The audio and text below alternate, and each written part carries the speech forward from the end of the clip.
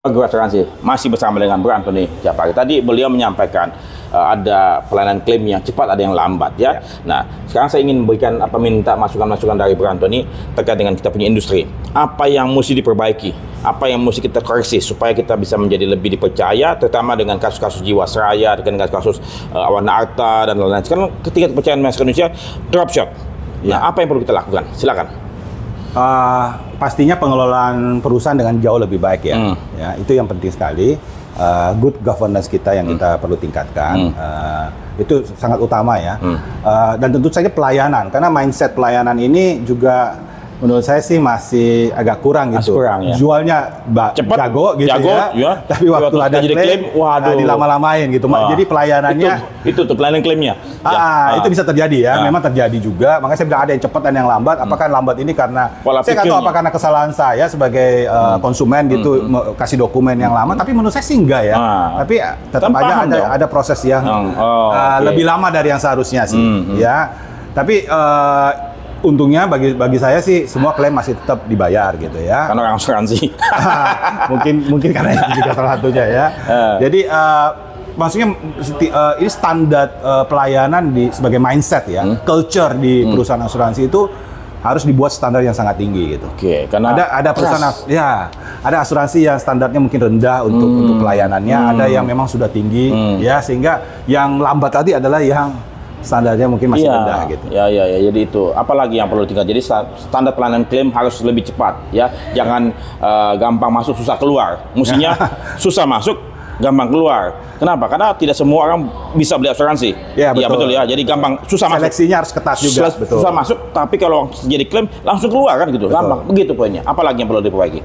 Ya tadi saya bilang good corporate governance-nya ya. Semua ya. Tata kelolanya. Setiap pelaku khususnya para eksekutif menurut saya ya itu ini adalah mengelola dana masyarakat gitu ya. Penting sekali, ini adalah amanah.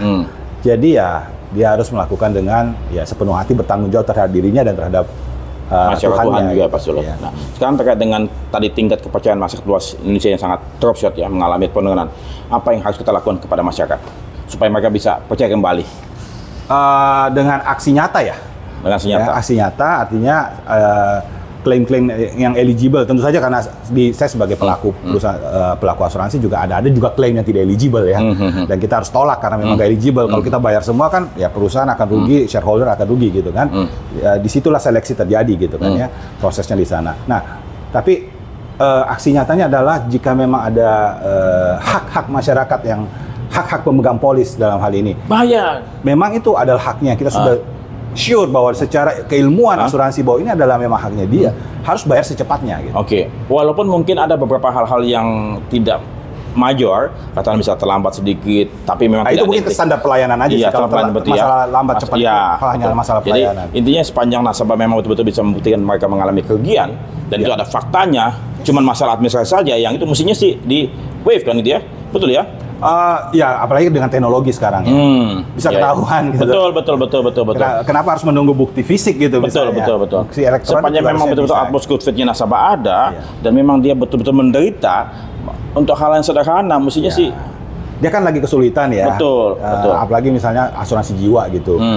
Si pencari nafkah meninggal. Ya. Beda nama. Beda nama. Di KTP sama itu beda, yang DJ yang ini J doang. Kan sebenarnya bisa di waive kan, atau mungkin minta ke kelurahan segala macam. Ya itu menurut saya adalah penilaian daripada pimpinan asuransi aja. Bahwa ini tidak major dan memang ini sebenarnya hanya masalah administrasi. Betul. Harus diputuskan lah. Betul, minta kelurahan bikin surat bahwa memang ini beda nama, sudah selesai kan? Begitu. Nah, kemudian saya masih satu hal yang masih mengganjal ya. Selama kasus-kasus ini terjadi, kayaknya belum ada permintaan maaf dari asosiasi ataupun dari praktisi terkait dengan hal ini. Kenapa kita kok susah untuk minta maaf ya? Soal itu harus ditanya kepada yang bersangkutan, pengelola asosiasi ya. Iya, jadi maksud saya gini loh.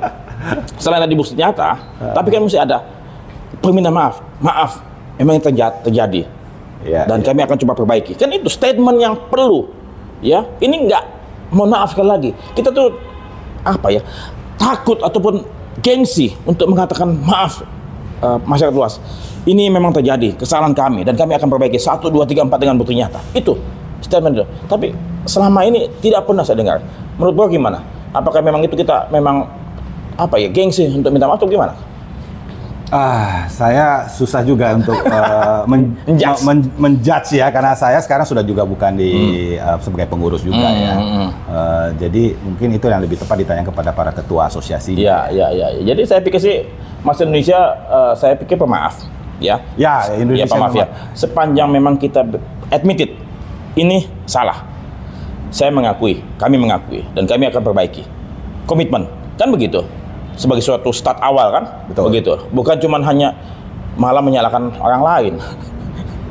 Ya, kalau memang kita yang salah ya kita harus mengakui. Oke. Pesan terakhir untuk pemirsa apa mengenai asuransi? Silakan. Ya, balik lagi, asuransi adalah kebutuhan dasar dalam perencanaan keuangan seseorang ya, satu keluarga. Asuransi adalah satu tools untuk melakukan proteksi dari risiko-risiko yang ada, risiko hidup ya. Untuk mencapai ketenangan jiwa, untuk mencapai masa depan free ya. Ya, masa depan yang lebih sejahtera. Salah satu alat untuk mencapai kemerdekaan keuangan kita gitu ya. Itu kata Dr. Anthony Japari. Kalau saya juga setuju. Demikian pemirsa, terima kasih, sampai jumpa. Ya, thank you bro ya. Sukses selalu ya. Thank you.